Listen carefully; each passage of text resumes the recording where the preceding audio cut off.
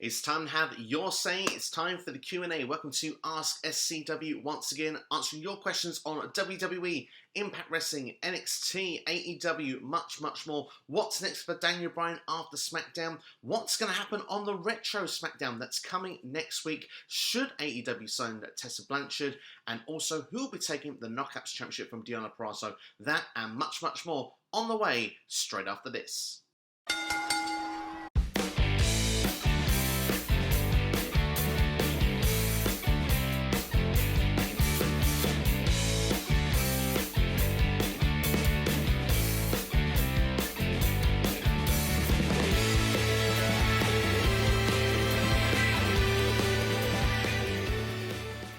AskSCW is back once again. Thank you so much for checking out the video, and if you want to be involved on the next one, get yourself a shout out here on AskSCW. All you can do is leave a question in the comments below with the hashtag AskSCW, or you can get involved on Twitter, Instagram, Facebook. Follow me on all platforms right now. All should be coming up on your screen as well. But without further ado, let's get our first question this week. And that comes from Dylan Ketchum. Would you like to see Tessa Blanchard in AEW?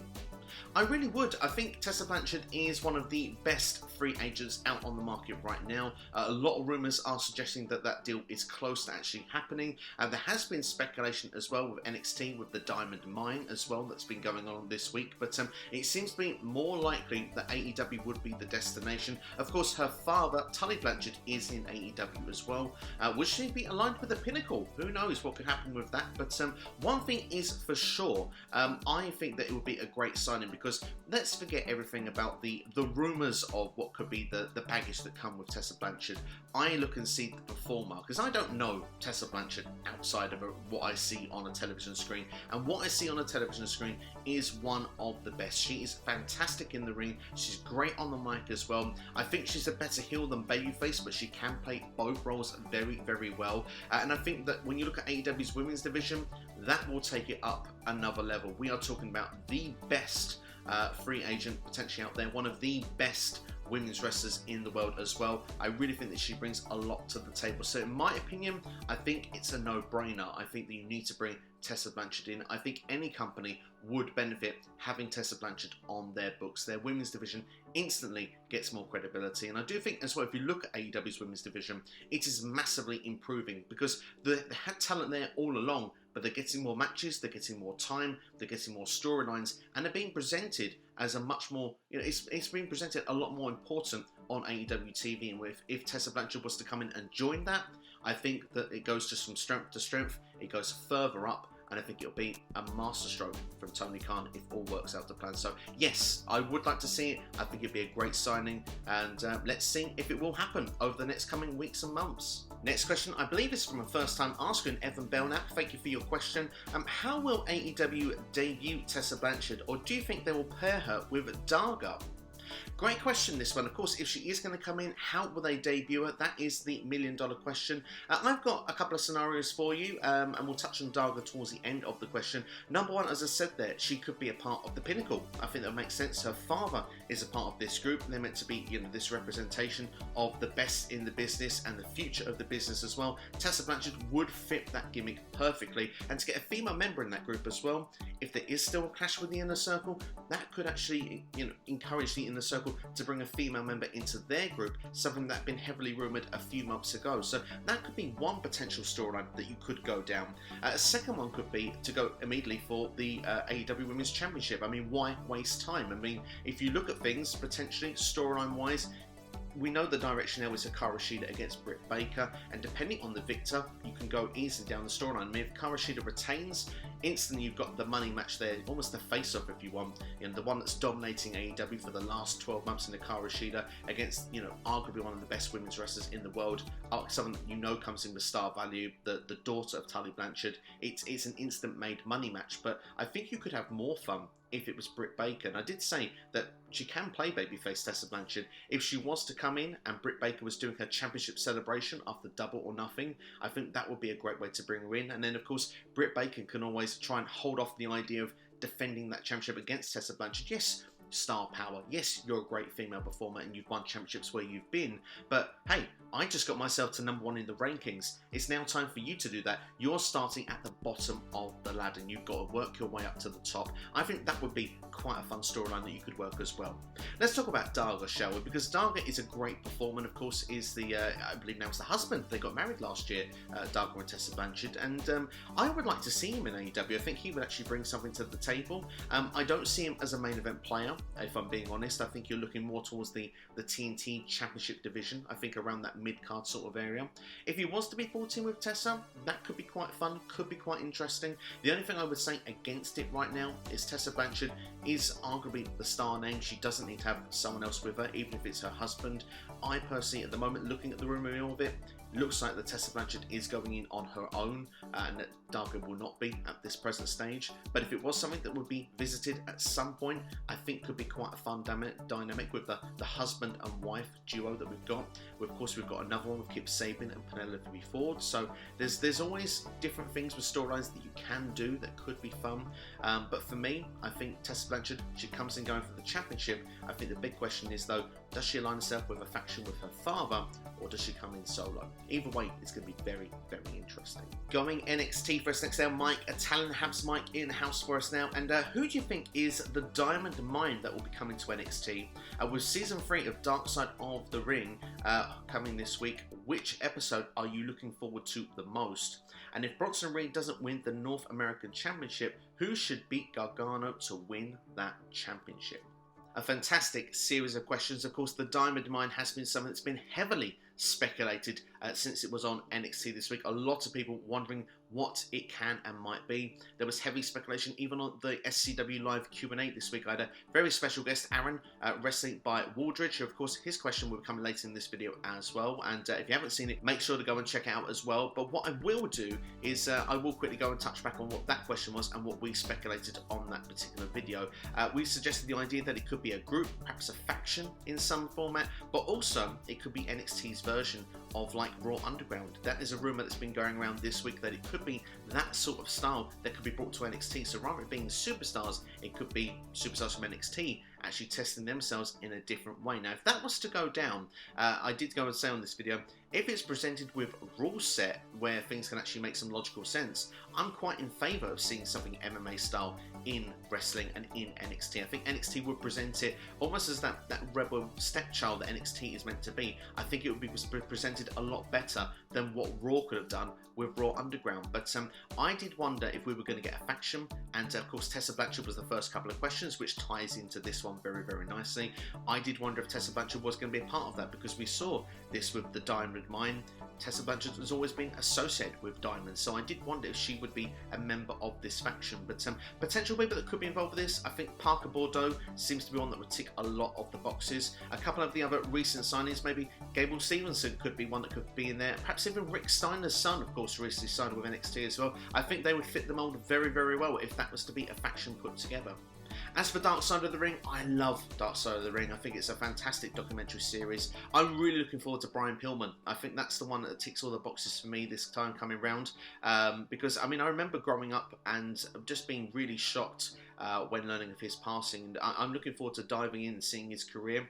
It's particularly as well watching a lot of WCW recently, watching how that loose cannon kind of came about in '96 as well, the controversy that went around that, seeing his short ECW run, and of course looking over back to 1996, 1997, his run in WWF at the time as well. So for me, that's a fascinating watch. I'm really looking forward to that one, but interesting what people feel with Dark Side of the Ring, and of course what ones they're looking forward to in the comments below. It's a fantastic series. If you've not seen season 1 or season 2, anyone that's watching this, make sure to go and check that out now. There's some fantastic documentaries in and amongst that. As for Johnny Gargano, I don't see Bronson Reed doing it. I see now potentially if he was going to do it, I think it would have been at the TakeOver. I think Gargano keeps that belt for now. I'm intrigued to see where it's going to go and who will take the championship from Johnny, because I do feel we're getting to a point where he's had the championship for a while now, and although he's doing great things with it, I do feel a little bit that Johnny Gargano, he doesn't need this championship. I think someone from the lower card could really benefit from that. And Bronson Reed is someone that would be one that I think would really benefit from it. LA Knight could be another one. I really always thought Dexter Lumis was going to be the guy, but to give an official answer for you, I'd quite like to see Pete Dunne personally do it. I know it's a heel versus heel match here at this present time. I know he actually went to go on in comments suggesting the idea of Johnny Gargano perhaps going back as babyface at some point. I don't really want to see that just yet. I'm enjoying Johnny in this role, and I really like the way as they are. I think there's a lot of mileage still left in this stable before there's any sort of breakup with these people or Johnny turns face anytime soon. But I think Gargano versus Dunne feels like a dream match. I think it would be a technical masterclass, and yeah, I mean, I think Pete Dunne for me deserves a championship in NXT. For me, he's not quite level of NXT champion at this moment, but the North American Championship I think would suit very, very well. So I'd like to see Pete Dunne as the next champion, but like I say, heel versus heel, I'm not sure if NXT would go down that route just yet. Noob and Co with 3 questions for us now. What are your thoughts on Charlotte's new character, and will she hold a title with this character? Where will Daniel Bryan go now that he's banished from SmackDown? And do you think WWE Raw will be in the right direction with Jason Jordan as the lead producer? 3 top questions. I'm going to take Daniel Bryan one last because of the fact we've got a few Daniel Bryan questions and I want to put them together. But let's talk Charlotte Flair, shall we? I think, yes, she'll hold a championship with this new character. Of course, Charlotte is the opportunity. She's almost arguing to the case that she is more important than the championships, and that could suggest that you don't need to book Charlotte in that sort of championship role, but it's Charlotte Flair and it's WWE. I wouldn't be surprised if they decide to go down that avenue and give her the championship at some point. Charlotte Flair, as long as she stays with WWE, 16 women's championships will be in her possession before she hangs up her boots. So I expect that she will hold the championship at some point down the line. But I'm loving the new character. I'm loving the direction. She doesn't need the championship. As I say, she is the opportunity. But I do think that WWE will explore that avenue some point in the next few months. Maybe a feud with her and Rhea Ripley. We'll have to wait and see. As for Jason Jordan, I think it's a great move from WWE's perspective because it's younger eyes in this producer role. And I think we need to get younger people in and around WWE. We've seen the same old song and dance for so many years now, and it feels that there is a bit of out of touchness in WWE in places, especially on the Raw side. I don't know what it is. SmackDown and Raw is produced by the same company, right? Because SmackDown seems to be amazing and Raw just seems to be so difficult to watch each and every week. And I don't think it's just because Raw is 3 hours. There's a lot of holes that seems to be going through Monday nights. But with Jason Jordan now in this role, like I say, I mean, is it too soon for him? That could be a question. That could be one of the downfalls to this. But it's fresh eyes. It's a fresh voice. I'm hopeful that it will lead to fresher ideas coming onto our TV screens, and let's see how it plays out. I really hope for good things, and yeah, I wish Jason Jordan all the very, very best. As for Daniel Bryan, this is the money question. What happens to him now? Does he go to Raw? Does he go to NXT? Does he turn up on the pay-per-view WrestleMania Backlash, and that way he can set up matches still with SmackDown superstars? Just because he's on SmackDown doesn't mean he can't be on pay-per-view. So there's lots of different potentials we could get with Daniel Bryan. And I do wonder if this could be a storyline that still links Daniel Bryan to SmackDown, of the way of him trying to get back to SmackDown. He's got a contract, believably, until September. It's going to be interesting to see how the storyline does play out. As we said last week, I'd love to see him in NXT. I think there's many dream matches. Even in the comments section on that particular video, West Coast Pop, I'll give a shout to them, a great YouTube channel. Make sure to go and check them out. Also making mention to the idea of Daniel Bryan having a retirement farewell sort of tour, if he's going to stop in WWE, where he can go pretty much where he wants. I think that's a great idea as well, that he can turn up on Raw, have those dream matches. Like we say, SmackDown superstars, they still can have those matches on pay-per-view, and NXT as well, because there's so many great superstars we've yet to see Daniel Bryan face. But if I have to put money on it, I would say that, of course, I think the likely one or most obvious route would be to go to Raw, because of the fact that Daniel Bryan obviously could help Monday nights. Maybe it helps the ratings. It arguably makes most sense to do that from that perspective, but I want it to be NXT. So for me, I'm going to say NXT as my answer to this. More wishful thinking than expecting, but if we do get that, that would be awesome in my opinion. I think Daniel Bryan in the Capitol Wrestling Center, having those takeover style matches, those long matches he likes with some of the technical masterclasses we've got down there, I think would be a dream to see. Wrestling by Waldridge for us next now here on SCW, and go and check out the SCW live Q&A. Of course, Aaron was a special guest this past Thursday. We had a great time as well. Make sure to go and check that video out if you haven't seen it. But he asked this week, with Daniel Bryan's future now a mystery, what would 3 of your dream matches be for him to have, inside or outside of WWE? wow, when you bring outside of WWE in it, there's so many potential matches you could really go for. I mean, there's so many still left in WWE. I'm going to go from 2 from NXT just because of the fact that I said that's where I want him to go, and then I'm going to have one other match, of course, that is literally outside of WWE. And of course, the ones then inside, Johnny Gargano, I mean, of course, yes, they have fought in the Indies probably many years ago, but for me, I thought that would be a dream scenario on a TakeOver. Pete Dunne would be another one that I really want to see. I just think them two, oh god, can you imagine on the TakeOver? Give me an Iron Man match, that's what I want with these two. It's another technical masterclass. And hell, he's the man in the moment outside of WWE. Kenny Omega, I think that would be an amazing match to see. So those would be my 3 choices if I could nail it down. But there's so many. I'd love to know who people want to see face Daniel Bryan in the comments below. Lorenzo Carrillo with the next questions now. Why hasn't WWE brought in yet new female talent to SmackDown if they really need it? Who could replace Daniel Bryan on SmackDown as the top babyface? And what could you expect from WWE's Retro SmackDown next week? Old set or new arrivals maybe? Always give me consistently, keep it up, Steve. Thank you very much for the kind words there in the end there. And let's start with Daniel Bryan. That question there for you then. Who can take over it? Well, Cesaro seems to be the one that was most devastated with that awful concerto at the end of SmackDown this week. You sort of held hostage, if you want, having to watch that moment when Roman Reigns did that with Jey Uso. It feels that Cesaro will be obviously the immediate one that will be taking on Roman Reigns at the next pay-per-view and would be the guy that would fill Daniel Bryan's shoes. But there are other people on the card that you'd imagine. SmackDown, it feels like it's going back to that land of opportunity, building those new stars for the future. I think Big E is another one that could fill those shoes if he comes out of the Intercontinental Championship picture. I still want to see Kevin Owens towards the top, but we've seen KO against Roman Reigns this year. So for me, I think it's Big E and Cesaro that are the most likely ones that could fill those shoes right now, unless they turn one of their big heels babyface, someone like Seth Rollins, for example, but I can't see that anywhere in the near future. As for the SmackDown women's division, well, I mean, they've only got 2 hours to fill, and a lot of their storylines do seem to take up a lot of the time. This week again, I mean, the Daniel Bryan stuff over the last 2 weeks has taken over big portions of the show, but we did manage to get a bit of female interaction on the show this week. It was Bianca Belair and Bayley were involved in that 6-person tag team match. We did get the women's tag team division as well going on with another match that seems to be building towards WrestleMania Backlash with Nia and Shayna against Tamina and Natalya. I still would love to see Nikki Cross brought over. I know Mia Yim is set to debut on SmackDown at some point in the near future. They have Carmella that can't get TV time, it seems, at the moment, as well as the Riot Squad. So, I mean, there are women's talent there. They're just not getting the TV time, and SmackDown being the shorter show, this is the difference between that and Raw. Raw has the time to put everybody on, just maybe it feels a bit too much when we're watching. SmackDown, it goes so much more quicker, so you kind of feel like, well, hang on, there's not enough room or time to put everybody on TV. But it seems like the same ones seem to be featured at the moment. I guess once you've got through the Bayley rivalry, if Bianca Belair goes through Sasha Banks again as well, you're going to need to start building someone up that's going to be a ready-made opponent for Bianca Belair in the summer. So maybe it's not something urgent right now, but maybe it's something that needs to be addressed towards SummerSlam season. And last question, I'm really looking forward to this Retro SmackDown. Honestly, will we get the original stage that we had?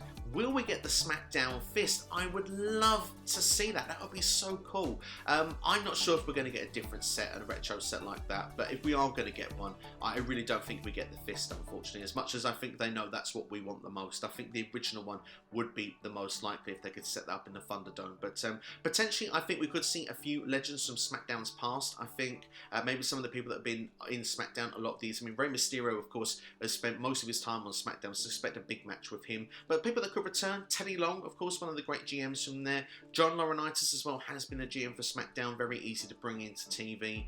Booker T, maybe Mark Henry. Mark Henry is rumoured to want to have one more farewell match in WWE before he does hang it up. This could be the great platform that brings him back onto TV. It would be a great excuse, a great reason to do so. So those are perhaps some of the things I could see happening. I don't expect a big sort of NXT call-up or anything like that. But what I would say is that we'll probably get a little bit of blast from the past, maybe a couple of cameos here or there, maybe Scotty 2 Hottie or something like that could happen as well. It could be a bit of fun from the very early days of SmackDown. But no, I'm looking forward to it. It's a really exciting field show. I do hope they do something different with the sets. I think that would be quite fun to see. Michael Cole, of course, was originally on SmackDown back in the day, so that's kind of cool to see. Maybe JBL comes in for a bit of commentary. Of course, JBL, the longest reigning WWE champion on SmackDown back in the noughties. So, I mean, he could be a cameo that could come in as well. So, I think Legends is probably the idea you could go down, and if you can change up the set, that would be fun as well. But a lot of the focus also needs to be made for what they're going to do for WrestleMania Backlash. So, as much as it's fun to see with the past, and it's the first time they do it with SmackDown, they need to concentrate on the now and the future as well. And a big match with Cesaro and Seth Rollins that we can look forward to as well. One that I think then will solidify Cesaro another victory and will give him a championship opportunity against Roman Reigns at WrestleMania Backlash. Wrestling Network now with our next question now. Who should dethrone Darby Allin for the TNT Championship? Very good question. For me, I do feel it's getting near Darby's time now where he should drop that championship. Looking at some of the people he's been beating quite a few bigger stars, hasn't he? He's been, he's kind of that smaller athlete that seems to defy the odds. But I do feel there's one superstar that I think is a monster that I think can absolutely destroy Darby Allin and is ready for a championship in AEW. He's finally been booked like a monster. It's none other than Miro, the best man. Literally, for me, I think he's on the tear right now. And I think if he was to be let loose in a match against Darby Allin, I think he is the right guy to carry the TNT Championship. And from that point onwards, I think we really got a dominant monster champion where we really need to then build up a strong babyface that could challenge Miro 3 to 6 months down the line. But for me, my answer for this, I want to see Miro. I think it's the right time. I think it's the right placement. Let's see Miro become the TNT champion in AEW. DWE of our next question now. Do you think Samoa Joe would be better off going to AEW or Impact Wrestling? Great question, this one, and there's a case and argument for both sides here, let's be honest. I mean, Samoa Joe is going to be a big deal whichever company goes in. If he goes to AEW, I think he'll be a top player. I think he'll be treated very, very well. I suggested a couple of weeks ago on this series, potentially he could go into Team Taz if they were to revamp that stable. I do think he'd go towards the main event, and I do think, actually, fun enough with your question, either way, we get Samoa Joe versus Kenny Omega. I do see that as a match whatever happens. But here's the other side of the argument. I think in AEW, I don't see Joe as the top guy.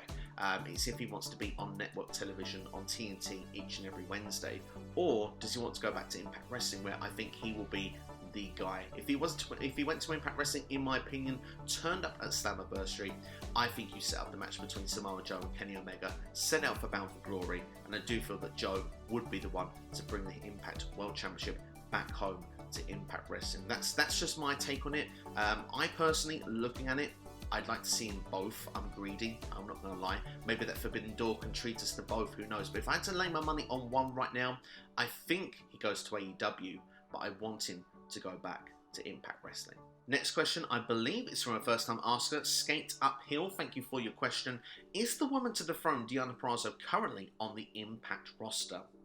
This is a fantastic question, and a question that's very hard to answer, because obviously with the Forbidden Door stuff, we now know that Deonna Purrazzo is going to do a title versus title match in AAA as well for Triple Mania against Fabi Apache. I hope I've said that correctly. Be champion versus champion. Impact, they have been no stranger to letting other people from other companies win their championship. So you wouldn't be surprised if Deonna was to lose that match, but I have a feeling at the moment that Deonna will win that match, and it does make you feel that she's holding the championship for the foreseeable future. I don't see anyone taking it from her, but we could see superstars come in from Slammiversary. The Iconics could be two people that could come in. Laura Van Ness, of course, formerly Chelsea Green. Mickie James could even return. There's a lot of potential dream matches you could have there, but I do see one person on the Impact roster that can do it, and I think perhaps will do it eventually. It's a long-term built storyline, and I'm talking about Susan. I'm talking about Su Yung. Now, it was a bit confusing how Su Yung returned to Hardcore Justice, not been seen since. For me, this was a bit of a weird one. I think maybe it's just it's building slowly to when we eventually get Susan go full blowout to the Su Yung character once again. But in the meantime, I do think that Deonna holds that championship until Su Yung makes that full return, and they do things right, and the Su Yung then can go and win the championship from Deonna Purrazzo. But that's what I think will happen long term. We'll have to wait and see how it will play out, but there's certainly many different options that could be. But for elsewhere on the Impact roster, I think you're right. I don't see anyone else currently taking that belt from Deonna Purrazzo. She does seem to be on another level right now. One of the best technical wrestlers in the world, and definitely on top of her game in any division, anywhere in the wrestling world. Austin Whitley with our next question now. If the main roster doesn't want to do Evolution 2, should NXT do one for a future takeover? Yes, I mean, I'd love to see it. I think it's crazy that WWE don't do a second Evolution pay-per-view. It makes no sense to me whatsoever. You know, the stuff that's come out this week, for me, really blows my mind. I can't believe the idea. I mean, Mickie James presenting the idea of one having an all-women's brand in WWE and that being pushed back. I can understand there are some pros, there are some cons from that, but the fact is Evolution as a pay-per-view makes so much sense, and there's like Maria Kanellis has said as well in an interview this week, saying that it's crazy the idea that you can, you know, have all these pointless pay-per-views, but you can have one that really empowers women's, and you know, it's a game changer, and it can do so much for inspiration and stuff like that. It's crazy that they don't do a second Evolution, but apparently management didn't like it when they did it before. They said it didn't make money. Well, I mean, obviously I don't have the facts in front of me to say if it did or it didn't, but I have a lot of interest in women's wrestling. I think that it's fresher, it's more interesting a lot of the time than some of the men's stuff I find going on. Maybe because there's not enough of it, perhaps, in the game today. But I find when you look at all companies with Raw, SmackDown, and NXT's got an amazing women's division. Raw and SmackDown as well do some of the best talent in the world. The Knockouts division is probably the highlight of Impact Wrestling for me. AEW is bringing women's wrestling to the forefront. Stardom has proven themselves in Japan to be a massive success of having an all-women's company. For me, I'm not suggesting that they should do a brand, but they definitely should do another pay-per-view. And if the main roster won't do it, NXT should definitely look into doing it, because NXT has got arguably, you know, if not the best women's division in the world, and could make a fantastic show off of it. So for me, I would be keen on seeing it. I want to see more women's wrestling on my TV set. I think it's fresh, I think it's exciting, innovative, inspiring. I think it needs to happen, but of course I would like to see the whole of WWE do it, because like I said, there are a lot of pointless pay-per-views, as Maria said, and I completely agree with that. I think that Evolution, there is room for that on the calendar. If it's presented as the way it should be, I think why not? It could be something that'd be really exciting to see. Great question coming for us next now. Wrestling Through Life, Scott Robertson in the house. With the current product being as stale as it is, have you ever stopped or had a break from watching wrestling? If so, when? Not really. I had a small window in 2006 where I didn't have the ability to watch the product, so I took a few months break back then. It was sort of like July time in the summertime, and then I came back just before Taboo Tuesday, before the Survivor Series towards the end of that year. And there was a point where I did say to myself when I had that break, should I go back and continue? But I went back in and then I stayed with it. So no, I've not really had a break, but has there been times I've been tempted? Yes. I do think if I was older as a child, I probably would have stopped in the mid-90s at one point. I remember WWF being quite poor at that point. But in my sort of older years, I did have a period in 2014 where I was tempted after SummerSlam, around that sort of area. I wasn't as invested. And there has been a couple of times in recent years where I do feel to myself, 2018, I was very uninspired by the product around that time, especially the latter half of that year. It was actually one of the reasons why I took a big break from YouTube at that point, because I wasn't inspired by the product to come on and make videos. So that's why I took my initial, what at that point was, I think it was like a 9 to 12 month break from actually doing videos on the channel. The most uninspired I am since is probably now of watching the product, but because of the fact I'm so inspired of doing the videos, I'm not going to walk away and stop watching anytime soon. But with it, overall, I've stuck around. I've always through the good times and the bad, and sometimes you have to go through the bad, I feel, to appreciate the good. So for me, on that particular reason, no, I've never taken a break, but for that reason also, I do feel that I appreciate the good times a hell of a lot more. So yeah, that's just the wave in wrestling. It's how it goes. But the thing is with right now, I look at it, yeah, it's sort of a bit stale, but I blame it more from the writing perspective more than the talent perspective. I think talent-wise, it's incredible. It just needs to be put in the right direction. And on SmackDown, I feel that every week that it's going in a very good direction. On Raw, they need to make some major tweaks. So let's see what happens going forward. Hopefully it won't be as stale, and hopefully we'll be saying it's a bit more of a fresher, exciting product in the coming weeks and months to come. Last question this week coming from Suprit of Slam Hub Wrestling. Who do you think has been the best Cruiserweight champion of the modern era? Fantastic question, that one. Two names immediately come to mind when I think of this. I think of Santos Escobar, as I think he's been an incredible champion. I do think that he has brought legitimacy to that championship in NXT, and I do feel as well that the Legado del Fantasma, it's just been growing on me since the start of it. I really like the way it had an impact at the beginning, and this stable was just really grown and gone from strength to strength as it's carried through. So I think Santos Escobar cannot be ignored as possibly the greatest champion of the modern era. I think the other one has to be Pac. Pac had a very long reign as champion. Yes, he got frustrated in that role, perhaps with some of the people he was facing, many kickoff matches and stuff like that, but Pac was a fantastic Cruiserweight champion. I enjoyed his work immensely when he was holding that championship. So I think those would be the two that I'd go with. If I had to pick one, I think I would go with Santos Escobar. But that's all for me this week anyway. Hope you enjoyed the video as always. Please get in the comments and let me know what you think of any of the topics we have discussed today. I can't wait to interact with you in the comments section. If you want to be involved on the next AskSCW, then all you've got to do is drop a question in the comments below. Leave the hashtag AskSCW. I know then to actually include that question in the next video, and I will also give you a shout out. Many other videos have been dropped on the channel as well in the last few days, so make sure to go and check those out right now. Who should be in the men's Money in the Bank ladder match, how I would book actually the Raw GM situation, the SmackDown GM situation, how we should have GMs in WWE again. I'm fantasy booking Adam Pearce and Sonya Deville, that storyline as well on the channel. Impact Wrestling Rebellion, that review was actually dropped, and the breaking news from AAA as well with Andrade and Kenny Omega at Triple Mania. That video, my reaction to that, is available for you right about now also. There will be more SCW live coming in the week as well. I'll try and drop one or two more videos also, so make sure to keep yourself subscribed, like, please share with a friend as well, help grow the channel, and yeah, thank you for your support as always. You've been watching AskSCW here on YouTube. Have yourselves a great one, and I'll see you all next time.